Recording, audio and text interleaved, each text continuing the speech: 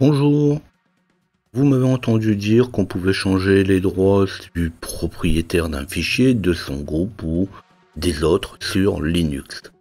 Alors comment faire pour donner des droits sur des fichiers à différentes personnes? On le fait sur Windows et on ne pourrait pas le faire sur Linux, ça serait quand même bien étonnant. Alors bien sûr qu'on peut le faire sur Linux, on parle alors d'ACL ou Access Control List. Donc les ACL, ça commence tout de suite à parler aux uns et aux autres. On parle d'ACL pour le réseau avec le contrôle des listes d'accès. Sur Linux, c'est presque la même chose. Alors ça n'a rien de compliqué, mais comme d'habitude, il y a pas mal de choses à dire. Et comme je parle beaucoup, ça risque d'être un peu compliqué. Alors vous retrouverez un timecode dans la description de la vidéo. Ça sera plus pratique pour ceux intéressés par une rubrique particulière.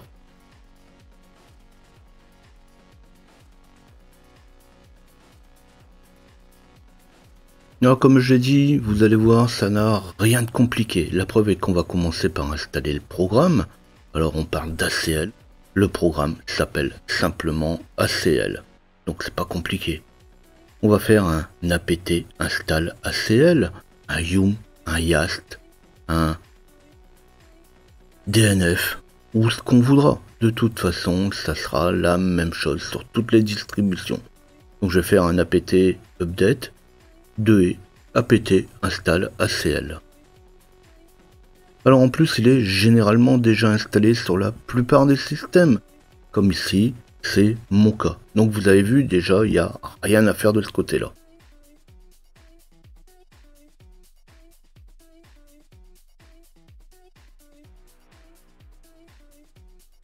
Alors il y aurait quand même pu avoir 2-3 petits trucs à savoir et à mettre en place quand même. Mais justement, jusqu'en 2014, il fallait déclarer la prise en charge des ACL dans le fichier etc fstab.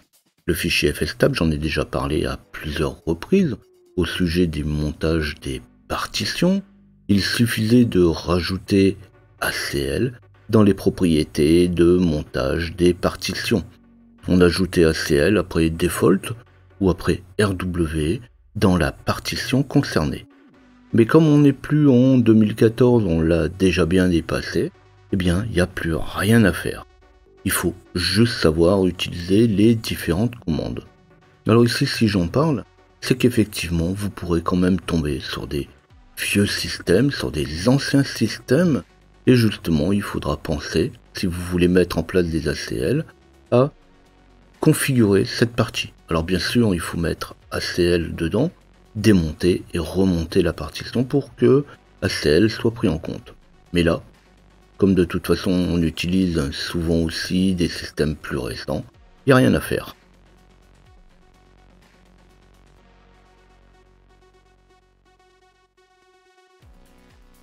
Alors on va pouvoir distinguer deux commandes en particulier, les commandes getFACL et setFACL. GetFACL qui va permettre de lire les ACL d'un fichier ou d'un dossier et setFACL qui va vous permettre d'ajouter ou de retirer des ACL sur un fichier ou un dossier. Alors on pourra aussi utiliser des commandes comme ls-l ou ls-la. Bon, ls-la c'est la même chose que ls-l qui va vous permettre juste de lire ou d'afficher les fichiers cachés. Ou ll qui est encore un alias en général de ls-l pour lire les fichiers en mode détaillé et voir justement s'il y a des ACL qui ont été fixés dessus. Après, je vais vous laisser lire le manuel pour les deux commandes avec les commandes man getFACL ou man setFACL ou encore info.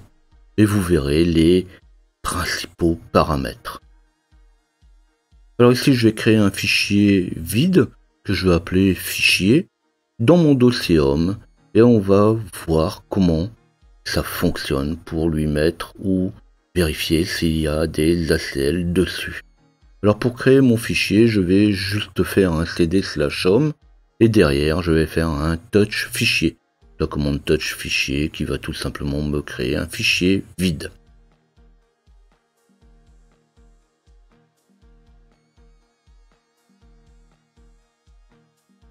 Alors je vais commencer par vérifier que je n'ai pas d'ACL sur mon fichier fichier. Je vais faire un ls espace -l. Alors on verra après la différence, mais là, il n'y a rien apparemment. Il n'y a rien de changé par rapport à d'autres fichiers. Puis je vais faire un getFACL fichier. Donc là, je vais afficher les ACL de mon fichier. Alors quand on sait comment fonctionnent les droits, c'est simple. On voit bien qu'on a juste les droits classiques, ceux du RWX pour les 3 cas d'utilisateur, l'utilisateur, le groupe et les autres. Donc ça tombe bien, là c'est marqué en clair à condition de lire 2-3 mots d'anglais.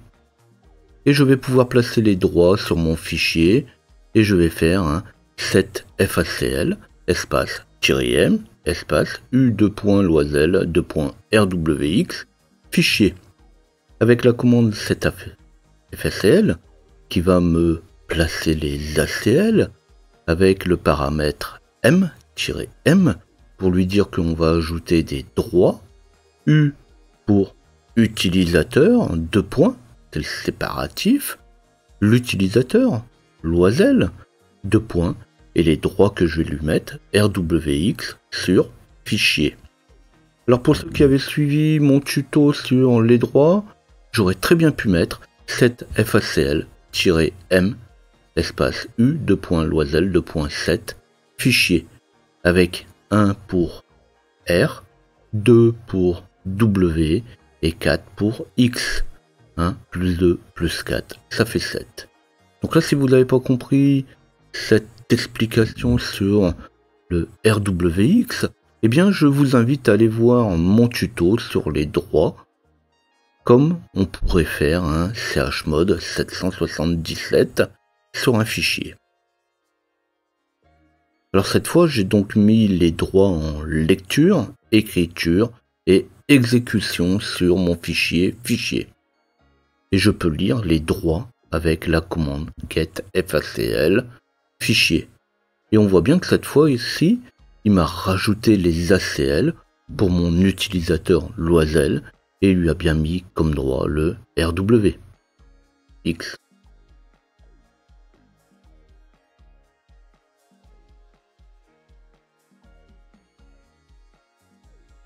Alors on pourra bien sûr aller beaucoup plus loin avec l'utilisation des groupes, comme par exemple un set FACL-m g sudo .rw fichier. Et là je mets les droits en lecture et écriture, mais pas en exécution pour le groupe sudo.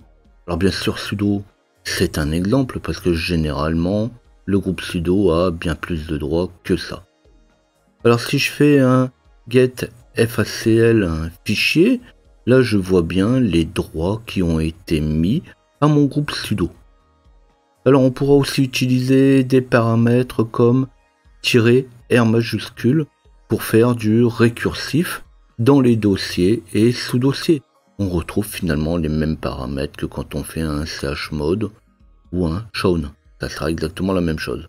Alors autant dire que les possibilités sont assez grandes, mais là de toute façon je vais vous laisser lire ça dans le manuel.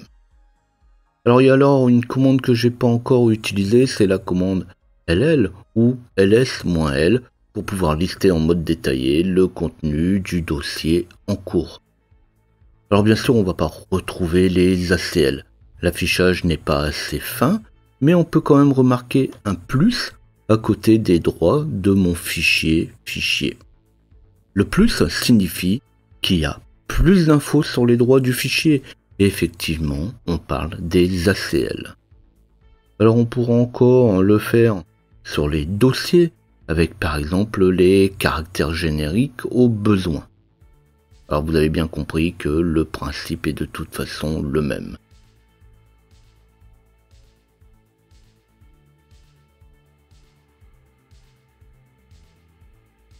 Alors on est presque arrivé à la fin, je n'ai pas forcément passé beaucoup de temps. Alors une petite dernière pour la route, on va supprimer les ACL sur mon fichier avec set FACL-b fichier. Et là, je peux vérifier avec un getFACL un fichier ou un LL. Et on voit bien que les ACL ont disparu pour mon fichier. Bon, j'ai encore été assez vite dans cette vidéo. En quelques minutes, on voit quand même pas mal de choses. Mais l'idée n'est pas pour autant de s'y attarder des heures. De toute façon, vous avez le timecode dans la description et tout le temps de lire ou relire la vidéo. De toute façon, il est peu probable que juste voir une vidéo une fois suffise pour tout maîtriser. Si la vidéo vous a plu, vous n'oubliez pas de liker ou laissez-moi un tip sur tipeee.com/ljpinfo. Abonnez-vous à la chaîne ou tapez ljpinfo dans votre navigateur pour retrouver mes prochaines vidéos. Et pas que mes prochaines vidéos, mais toutes. Posez vos questions, venez discuter de vos difficultés, laissez-moi vos avis, vos impressions au-dessous des différentes vidéos. À bientôt.